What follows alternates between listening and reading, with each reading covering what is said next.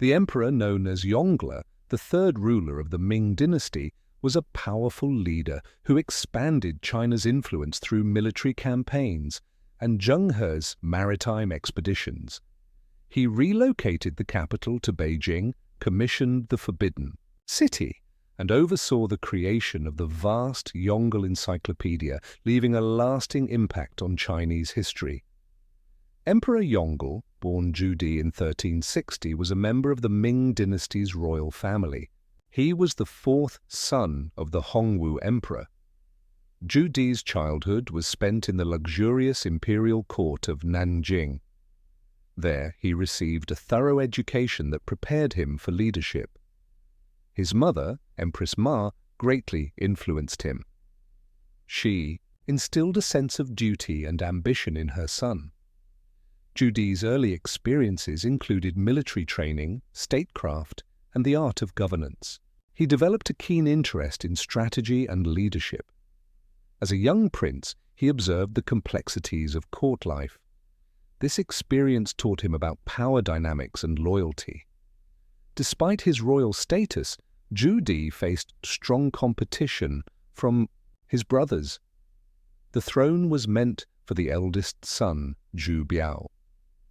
This rivalry fueled Zhu Di's ambitions.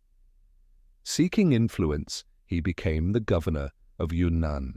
There, he gained respect for his administrative abilities and military skills. Zhu Di's early life was a mix of privilege and competition. These experiences shaped him for the challenges ahead. His transformation from prince to emperor was marked by ambition and conflict. As Zhu Di took on the role of the Prince of Yan, he faced many challenges. His domain was located in the strategic region of Beijing. This area was vital for the Ming Dynasty. Zhu Di understood that he needed strong defenses. He focused on fortifying his territory. This would protect against any threats. To build a powerful military, Zhu Di recruited skilled soldiers. He trained them rigorously. His army became a formidable force. But Zhu Di knew that military power wasn't enough. He sought to cultivate alliances with local elites. Loyalty was key to his success. He rewarded those who supported him, securing their dedication. His charismatic leadership attracted many followers. His ambitions began to take shape. Zhu Di also recognized the importance of trade. He encouraged merchants to establish shops in his region. This stimulated the local economy. The livelihoods of his subjects improved. Economic growth made the people more amenable to his rule. In addition to military and economic pursuits, Zhu Di became a patron of culture. He supported scholars and artists. This created an environment where intellectualism could thrive. His actions enhanced his reputation. They also helped legitimize his authority as a ruler. As the Prince of Yan, Zhu Di skillfully balanced military strength, economic development, and cultural patronage. He laid the groundwork for his future ambitions. Zhu Di's relationship with Emperor Jianwen became tense. At first, Zhu Di supported his nephew, believing he could guide the young emperor. However, Jianwen's focus on consolidating power made Zhu Di feel sidelined. As Jianwen enacted reforms to centralize authority, Zhu Di grew cautious. He saw Jianwen's actions as a threat to the princely families, especially his own. In response, Zhu Di began to seek support from military leaders and loyalists who shared his concerns. Tensions rose when Jianwen implemented austerity measures that hit the military hard. Zhu Di, a seasoned military leader, felt the need to act. He believed a weakened military would leave the empire vulnerable and threaten his position. This conviction deepened his resentment toward Jianwen, whom he viewed as inexperienced and reckless. The divide widened as Zhu Di's ambitions clashed with Jianwen's authority. Conversations turned into confrontations and loyalties shifted. Zhu Di's supporters began to question their allegiance as the conflict escalated. Zhu Di felt threatened by Jianwen's centralization efforts. He knew he needed to consolidate his power to survive and influence the empire. To do this, he cultivated loyalty among key military leaders and officials. Their support was crucial as he aimed to undermine Jianwen's authority. Zhu Di's charisma and military skill attracted a devoted following, which he used to challenge the central government's hold on power. At the same time, Zhu Di initiated reforms to strengthen his position. He rewarded loyal followers with land and titles. This created a network of allegiances that bolstered his base. Zhu Di also set up a parallel administration that operated alongside Jianwen's. This move showcased his capabilities and revealed the inefficiencies of the current regime. The dual system created confusion and discontent in Jianwen's court, further weakening the emperor's control. Zhu Di also recognized the importance of public perception.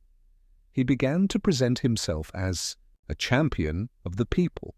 By promoting policies that addressed local grievances, he improved image as a benevolent leader.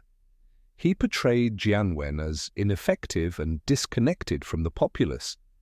Through this, Zhu Di aimed to legitimize his claim to power.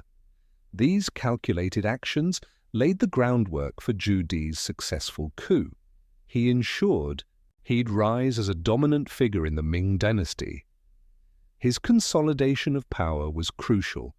Zhu Di recognized the need for a more secure capital. In 1421, he moved the capital from Nanjing to Beijing. This decision was monumental in Chinese history. Zhu Di, now known as Emperor Yongle, aimed to strengthen his rule and unify the empire. Beijing was a strategic choice. It was close to the Mongol tribes, which posed a constant threat. Moving the capital north improved defense and military readiness. The city's natural geography offered fortifications against invasions. This relocation also marked a cultural shift. Emperor Yongle envisioned Beijing as a new center of power. He planned to build the Forbidden City, a grand palace complex that would symbolize imperial authority. Construction of this architectural marvel began soon after the capital's move, showing the emperor's commitment to a lasting legacy. The transition required immense resources and labor. Thousands of workers built new infrastructure, including roads and canals. These improvements supported the administrative needs of the new capital. Despite the challenges, Yongle's determination transformed Beijing into a thriving political and cultural hub. In the end, moving the capital established Beijing as the heart of the Ming Dynasty. This decisive action solidified Emperor Yongle's reign. It shaped the trajectory of China for centuries to come. Emperor Yongle aimed to boost China's influence. To achieve this, he commissioned the famous Admiral Zheng He to lead maritime expeditions. These voyages occurred between 1405 and 1433. Their goal was to enhance Chinese prestige across the Indian Ocean and beyond. Zheng He commanded a powerful fleet. This fleet included massive treasure ships. Each ship was designed to carry goods, emissaries, and skilled sailors. The expeditions made crucial stops at various ports. These included locations in Southeast Asia, South Asia, and the eastern coast of Africa.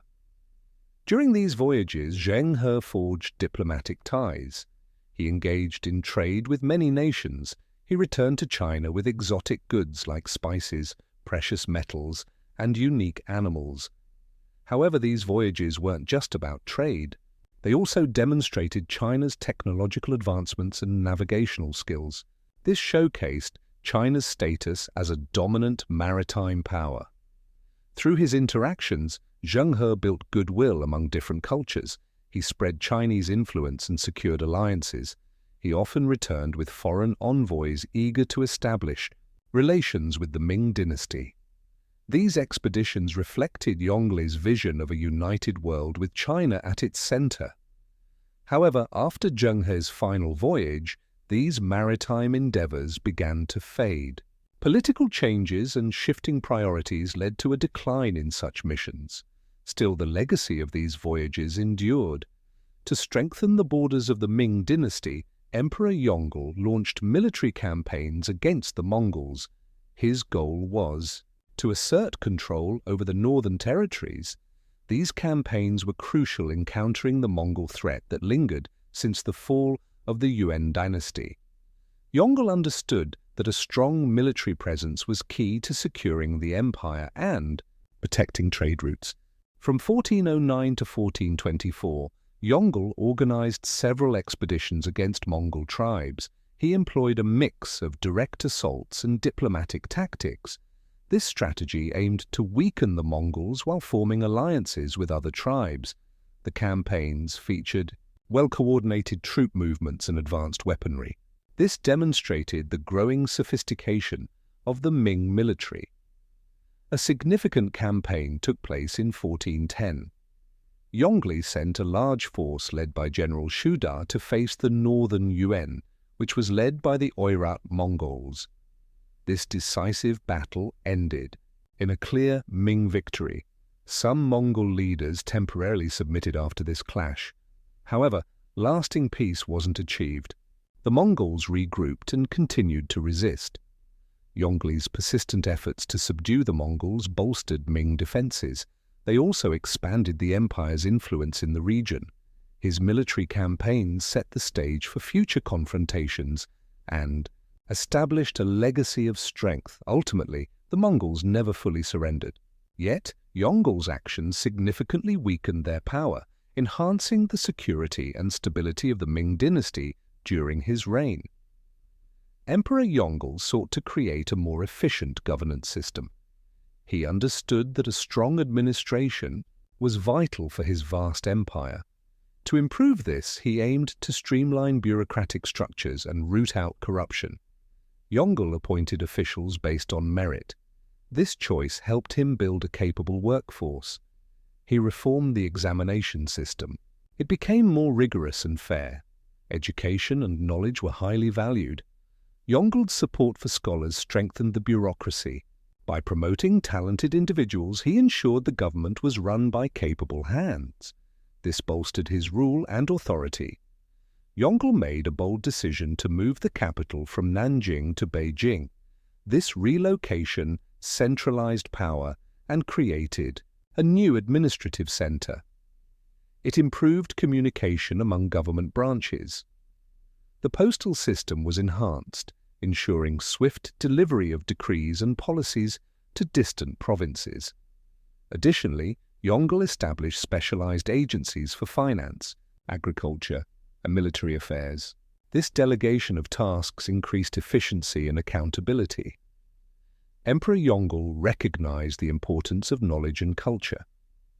In 1403, he initiated a grand project to compile the Yongle Encyclopedia. This work was one of the largest and most thorough of its time. It aimed to gather the vast knowledge of the world. The encyclopedia covered many subjects, including history, literature, science, and the arts. It contained over 11,000 volumes, showcasing human thought and achievement. To achieve this, Yongle assembled a team of scholars. These experts were among the brightest minds of the era. They meticulously sifted through countless texts. They selected and organized information into a coherent format. This project reflected Yongle's desire for a comprehensive record of knowledge. It also aimed to solidify his legacy as a patron of learning and culture. The Yongle Encyclopedia became an essential resource for scholars and officials. It promoted education and intellectual discourse throughout the empire. Its extensive content brought together knowledge from various dynasties and regions. This fostered a sense of unity and shared heritage among the Chinese people. The encyclopedia illustrated the Ming dynasty's commitment to cultural enrichment and advancement. Despite its immense value, the Yongle Encyclopedia faced challenges.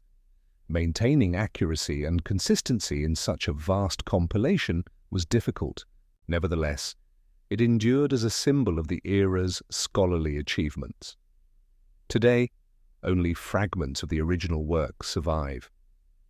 Emperor Yongle was dedicated to enriching culture. His ambitions reached far beyond the Forbidden City. He understood that tributary states were key to asserting China's power and building diplomatic ties. During his reign, Yongle worked to strengthen relationships with neighboring countries. He emphasized trade and cultural exchange. To solidify these ties, Yongle sent envoys and naval expeditions to places like Korea, Vietnam, and the Malay archipelago. He aimed to show China's wealth and military strength.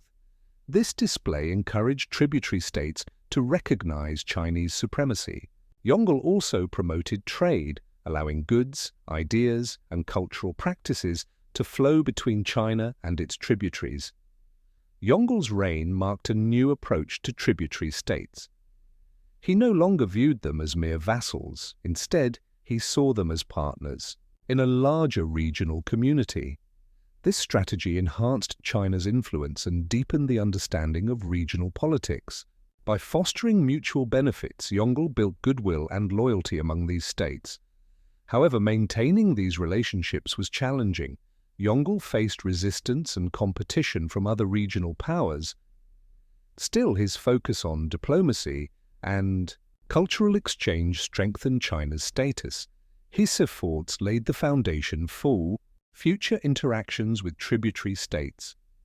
Yongle's legacy in international relations showcased his vision of a prosperous and interconnected East Asia. As Yongle sought to strengthen his empire, he focused on cultural and spiritual foundations. He began building remarkable religious monuments that reflected his devotion and artistic vision.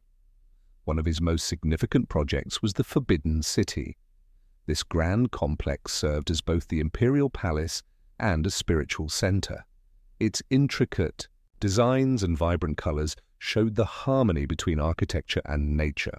This embodied the Confucian values that Yongle held dear. In addition to the Forbidden City, Yongle commissioned the rebuilding of the Temple of Heaven. This site was dedicated to heaven and agricultural deities.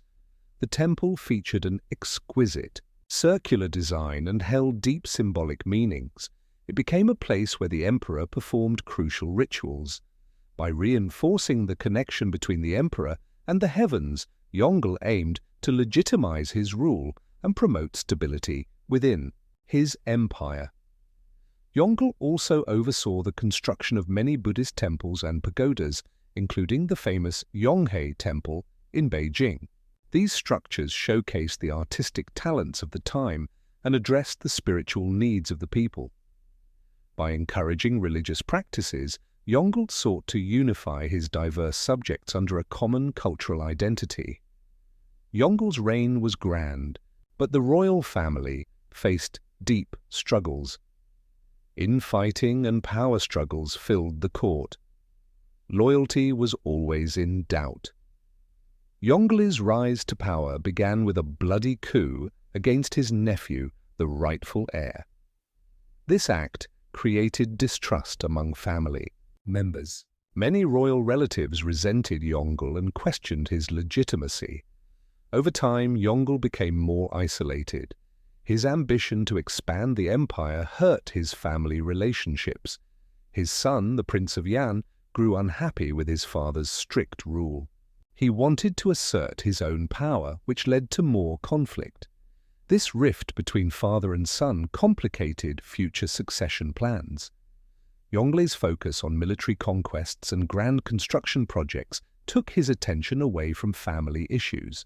The need to appear strong left little room for emotional connections. This lack of unity weakened the royal family, especially as Yongle's health began to decline. In these troubled times, the royal family faced not only external threats, but also internal strife. During Yongle's reign, China experienced a remarkable cultural flourishing. Despite internal conflicts within the royal family, this period brought significant advancements in literature, art, and education. Yongle was a strong supporter of the arts. He promoted talented scholars and artists, which created a vibrant cultural scene. One of his notable achievements was the Yongle Encyclopedia. This monumental work aimed to compile all human knowledge available at the time. It showcased the emperor's dedication to learning and scholarship.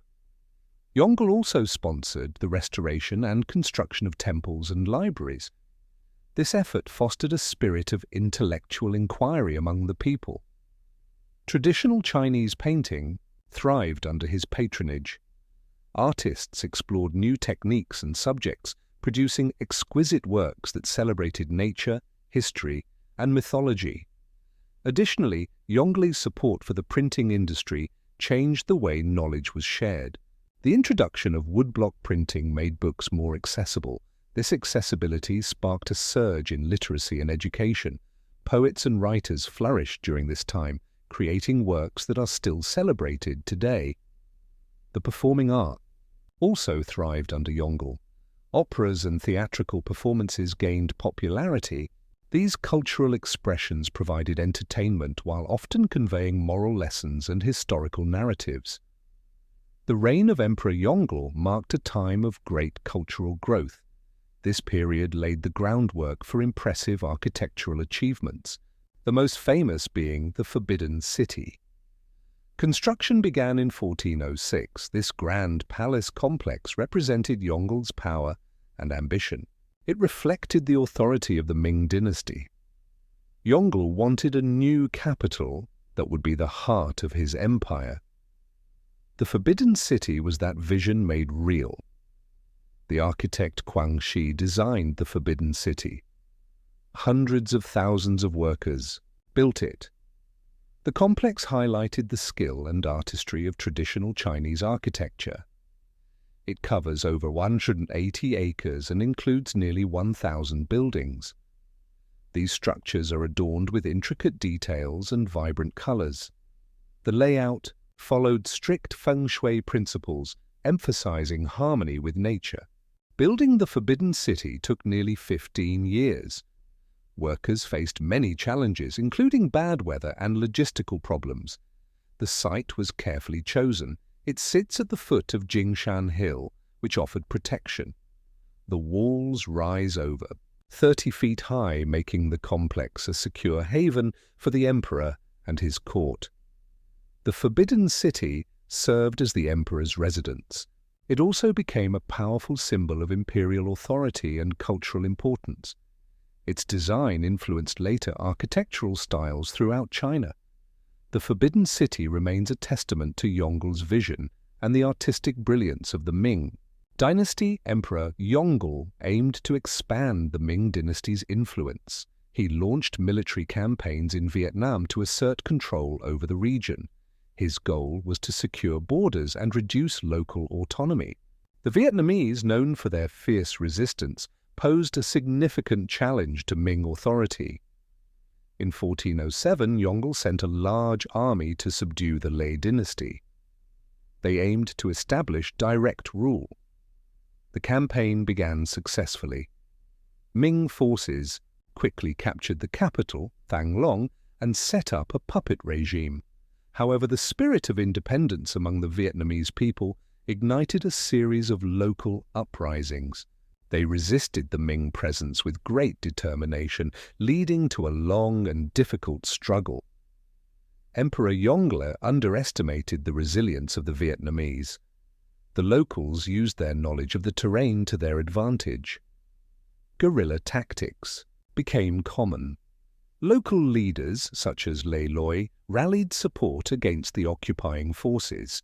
The Ming troops, while technologically superior, faced heavy casualties and declining morale. After 2 decades of conflict in 1427, the Vietnamese expelled the Ming forces. This defeat was a significant setback for Yongle's ambitions.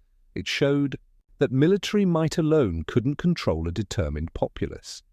The campaigns in Vietnam revealed the limits of imperial power and the complexities of regional governance. They shaped the Ming dynasty's approach to future territorial ambitions. Though Yongle's initial plans failed, the campaigns left a lasting impact on the relationship between China and Vietnam. Emperor Yongle understood the need for strong international ties. He sent envoys to distant lands. He also welcomed foreign delegations to China. These actions weren't just for show, they aimed to boost trade and create alliances. Yongle wanted to expand China's influence throughout Asia. Through these diplomatic efforts, he sought to cement his reign. This was a crucial period for the Ming Dynasty. Many believed the Ming Dynasty was insular. However, Yongle's reign marked a significant change. He realized that building relationships with neighboring states and beyond was crucial. Yongle sent envoys to various regions. These included Southeast Asia, Korea, and even Africa. His goal was to establish trade ties and political alliances. One of Yongle's most famous initiatives was the treasure voyages led by Admiral Zheng He. These journeys displayed China's naval strength. They also encouraged cultural exchanges and strengthened diplomatic ties. Zheng He's fleet visited many ports. They collected tribute from foreign rulers and spread goodwill. Additionally, Yongle welcomed foreign delegations. He often hosted them in the Forbidden City. These visits allowed for cultural exchange and diplomatic discussions. The emperor knew that effective diplomacy could enhance his legitimacy. It could also strengthen China's position in the region. Through these efforts, Yongle aimed to raise China's status and influence. His diplomatic actions laid the foundation for future interactions. They showcased the Ming dynasty's ability to engage in international relations. In Emperor Yongle's court, Empress Chu and his consorts held important positions. They shaped the imperial environment in many ways. Their influence reached beyond personal ties. It impacted political alliances and the dynamics of the court. Empress Chu played a key role. She wasn't just a figurehead. Her decisions affected the emperor's rule and policies. The consorts also had their own spheres of influence. They often acted as intermediaries in political matters. Understanding their contributions reveals much about women's roles in this era. Women weren't merely passive figures. They engaged actively in the complexities of court life. Their involvement was crucial during significant events such as shifts in power and culture. Emperor Yongle is known for his grand achievements. However, the role of women in his court was equally important. Empress Xu and his consorts shaped the political and cultural landscape of the Ming Dynasty. Empress Xu was intelligent and poised. She played a key role in court diplomacy. Her influence helped maintain stability within the empire. She often mediated between different factions. Yongle's other consorts also impacted court dynamics. Each consort brought unique strengths. Their involvement in state affairs sometimes rivaled that of male officials. They promoted literature, music, and traditional crafts. Their support created a thriving environment for artists and scholars. During Yongle's reign, women in the court faced a complex hierarchy. They used their positions to secure advantages for their families and allies. Despite the patriarchal structure, Empress Chu and her consorts showed resilience. They weren't mere shadows of their husbands. They were significant players in the Ming dynasty's political and cultural life. Emperor Yongle was a great warrior. He led many battles with skill. His strategic mind changed the course of military campaigns during his reign. By commanding his troops, he expanded his empire.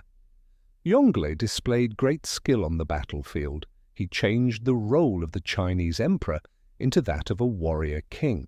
Rather than leading from a distance, he took part in military campaigns. He showed both strategic brilliance and personal bravery. His most famous achievement was during the Ming expedition against the Mongols. There, he commanded his forces with strength. He used innovative tactics that outsmarted his enemies. Yongle inspired his troops. His leadership fostered loyalty and determination among his soldiers. He recognized the importance of morale. Often he fought alongside his men, sharing their hardships and victories. This hands-on approach strengthened his authority. It also created a sense of unity within his army. Additionally, Yongle invested in military infrastructure. He focused on strengthening defenses and improving logistics. This ensured his troops were well equipped and ready for battle. His commitment to military excellence set the stage for future campaigns. Emperor Yongle faced many challenges during his reign. Rebellions broke out across the empire. Various factions rose against him. These conflicts tested his power. They also exposed deep tensions within the empire. Each uprising shook his authority. The struggles revealed the fragility of his rule. Yongle had to respond swiftly to maintain control. His reign was marked by both conflict and resilience. Yongle's reign was a time of great expansion and cultural growth. However, it faced significant challenges. Many rebel factions questioned his right to rule after he usurped the throne. The most prominent among them were supporters of the Yongle Emperor. They wanted to restore the previous dynasty's lineage. This uprising highlighted the deep discontent among the people regarding Yongle's controversial rise to power.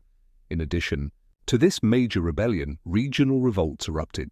Heavy taxation and forced labor demands sparked anger in provinces like Yunnan and Guangdong. Local leaders united their communities, leading to violent clashes with imperial troops. These insurrections stretched Yongle's military resources thin. He had to divert his attention from his broader ambitions to address these conflicts. Despite these hurdles, Yongle skillfully managed the unrest. He used both diplomacy and military strength to address the grievances of the people. By doing so, he was able to quell dissent and reinforce his authority. Ultimately, these rebellions tested his rule, but also led to a more centralized governance structure. This strengthened the Ming Dynasty in the long run. As Yongle's reign progressed, he faced many challenges. These tested his leadership and vision for the Ming Dynasty. The political landscape became complex. Factions fought for power and influence. These internal struggles often distracted him from his broader ambitions for the empire. Despite this turmoil, Yongle focused on consolidating his authority. He wanted to implement policies that would strengthen the dynasty. One of his key initiatives was expanding the imperial bureaucracy. This allowed him to exert greater control over provincial governors and local officials. He believed a well-organized administration was essential for stability and economic growth. To achieve this, Yongle dispatched emissaries to various regions. They ensured that his directives were followed and resources were allocated efficiently. Yongle also prioritized military campaigns. He sought to secure China's borders against potential threats from the Mongols and other neighboring tribes. His army undertook several expeditions. The goal was to push back incursions and assert dominance in the region. However, these military endeavors strained the empire's finances. They raised questions about the sustainability of such aggressive policies. In his final years, Yongle's ambitious projects came to the forefront. The construction of the Forbidden City and the voyages of Zheng He showcased his vision for a powerful and connected China. As his health declined, Yongle pondered his legacy. He knew the empire he built needed careful management. Mortality loomed over him, and thoughts of succession filled his mind. Yongle wanted to ensure his achievements wouldn't fade into chaos after he was gone. To secure his legacy, Yongle appointed capable officials. He fostered loyalty among his generals. He aimed to create a thriving environment for the empire, even in his absence. Yongle also reflected on his grand projects. The Forbidden City and the voyages of Zheng He stood out. He viewed these as lasting symbols of his reign and contributions to China's prosperity. Yongle also engaged his advisors in discussions about the empire's future. He stressed the importance of Confucian governance.